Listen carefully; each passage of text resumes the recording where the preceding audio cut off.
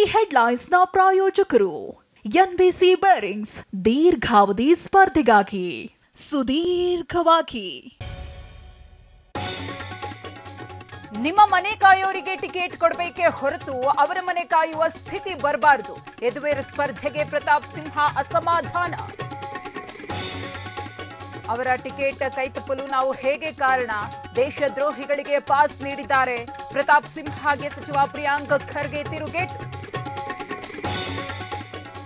ಇಂದು BJP ಅಭ್ಯರ್ಥಿಗಳ ಪಟ್ಟಿ final ಹಿನ್ನೆಲೆ ಶೋಭಾಗೆ ಬೆಂಗಳೂರು ಉತ್ತರ ಕ್ಷೇತ್ರ ಸಾಧ್ಯತೆ. ದೆಹಲಿಯಲ್ಲಿ ವರಿಷ್ಠರ ಭೇಟಿಗೆ ತೆರಳಿದ ಸಿಟಿ ರವಿ. ಬೆಂಗಳೂರಿನಲ್ಲಿ ಕುಡಿಯೋ ನೀರಿಗೆ ಖದೀಮರ ಕನ್ನ.